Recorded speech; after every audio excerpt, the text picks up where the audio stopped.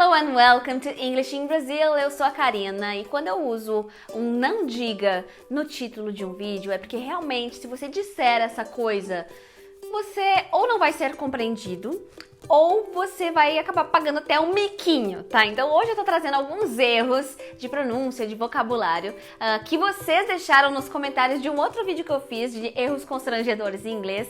Então eu trouxe aqui pra vocês hoje, num formato diferente. Eu vou perguntar para um professor do Cambly, que é uma plataforma na qual você pode fazer aulas com professores e tutores nativos de inglês de diversos países, né? Através do celular ou do computador, a sua aula fica gravada depois e eles são patrocinadores aqui do canal. Eu amo Cambly, tô sempre recomendando aqui. Então hoje eu vou falar com o professor Dan, que eu escolhi aqui dos Estados Unidos, como que ele reagiria e o que ele entenderia a partir desses erros que a gente pode cometer. O vídeo vai ser em inglês a partir de agora, mas tem as legendas em português ou em inglês para você ativar aqui nesse símbolo ou aqui nas 3 pontinhos se você estiver assistindo no celular.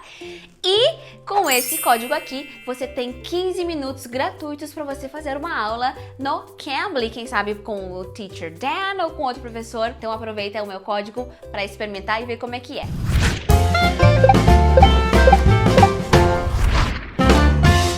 So the first situation is the following. One of my followers, she said that when her husband went to an ice cream shop, he ordered 2 balls. 2 balls, please. So what's the problem? What's the problem in this question? Okay, so a ball is one item. It's like an athletic device that you would use for sports. He wanted a bowl. It was mispronounced. Actually, what he wanted was a scoop, 2 scoops of ice cream. 2 scoops of ice cream. Yes, okay. Because we use the word bola, ball, 2 bolas, 2 balls. For the scooper. Yeah, because it's actually a little ball. If you see, it's a little ball. So Okay. the right thing is a scoop, right? A scoop, yes. 2 scoops. 2 scoops, nada de 2 bolas, é 2 scoops of ice cream. E scoop é o negocinho, é o... The tool is the scoop as well, right? Yes. The thing. Yes. Right.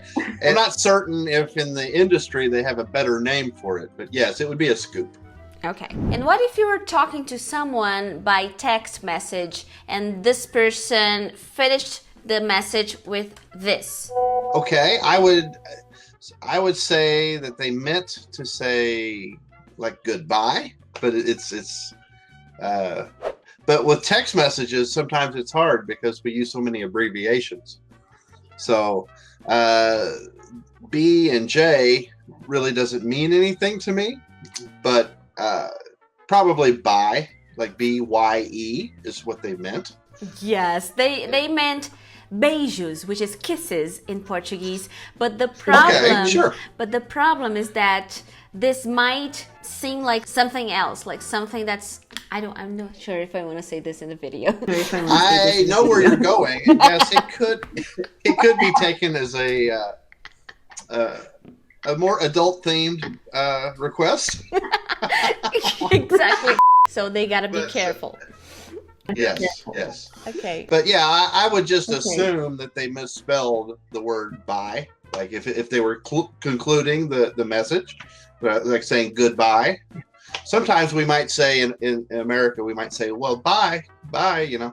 So we would leave the good out of the goodbye. Yeah, good. Então, só para confirmar aqui, BJ pode soar como uma coisa muito estranha, muito... que eu não tô a fim de falar aqui no vídeo, deixa aqui nos comentários, tá? É uma coisa sexual, tá? Então cuidado pra não escrever isso em inglês, que pode causar um problema aí pra você. And then the next mistake or situation is related to beijos, but it's the fact that we Brazilians, we say beijos, we say kisses when we say goodbye to everyone. Like, okay, kisses. How would you react to a girl, for example, saying kisses? I would assume that is a cultural difference. Okay. And I would say, especially if it was someone that we were just acquaintances on friendly terms, that they say, well, you know, I might say goodbye and they might say kisses.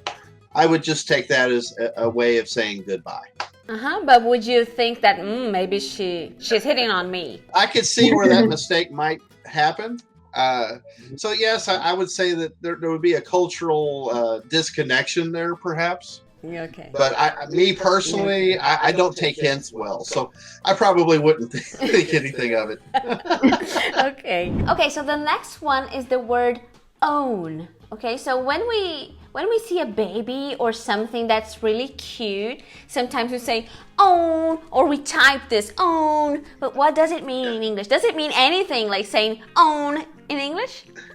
In English, that word own, it can be used a couple of ways. It can be used for ownership. So like if I own this phone, or I might own my car or own my home. So in that sense, it's almost like it's used like a verb. You can also say, I want to be on my own. So again, it's a personal way of referring to yourself. What you're thinking, or when this is used, when you make that sound, oh or ah, you see a puppy or a baby, that's more of an exclamation. And the sound that's being made is like the OH or AH. Okay, so O or ah, but not own. Own. Correct. Okay. And then the next one, I think this could be a problem as well. So somebody wanted to say handcraft, but she said hand job.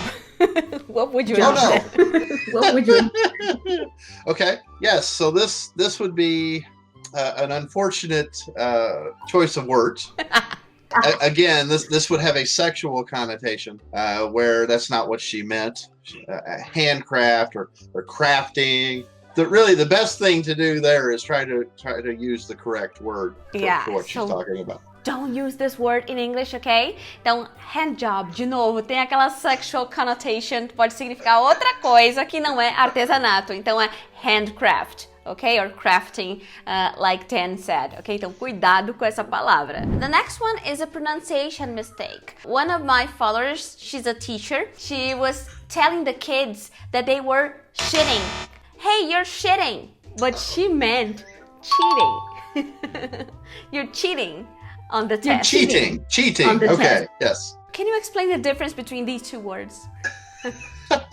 Well, the first pronunciation is would be slang, a slang word for using the restroom. So if you're going and you're doing a number 2 in the restroom, you could use that word, though it would be impolite.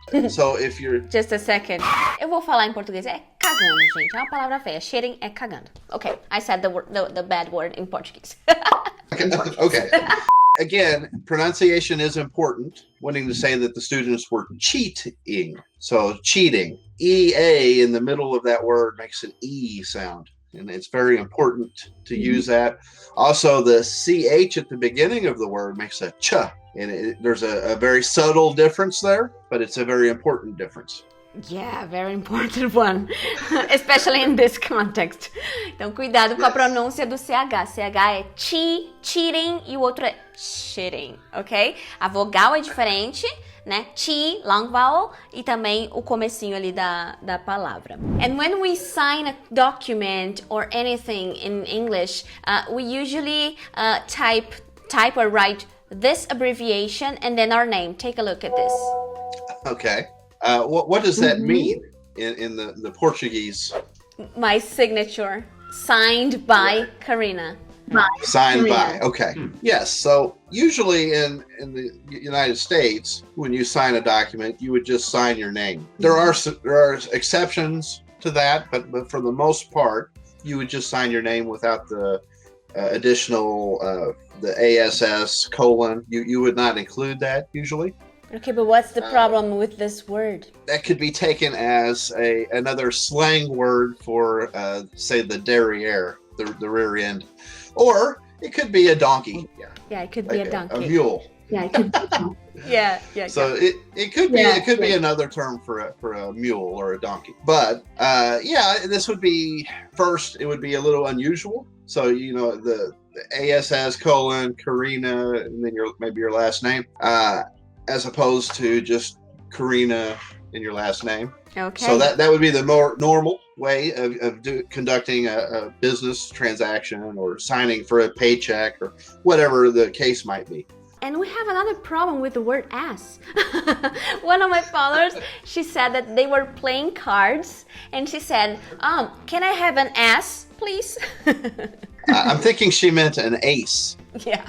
An ace. Yeah, an ace. Então, as, em inglês, a carta é ace, tá? Não esqueçam as, não é as, é ace. So, could you teach us the names of the other cards you can find in a deck of cards? Typically, you have the numbers. The number cards are 2 through 10. So you have they're always identified by the symbols. So you might have a 2 of hearts. You also would have a 2 of clubs, a 2 of diamonds, and a 2 of spades, usually. And you would have a 3 in each of those, and a 4 and a 5, all the way through 10.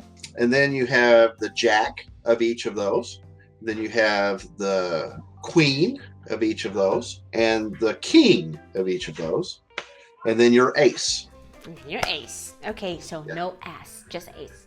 Ass. And then the last embarrassing mistake is also related to pronunciation. So one of my followers, she asked someone if this person wanted to see her nipple, but then she was trying to say nephew.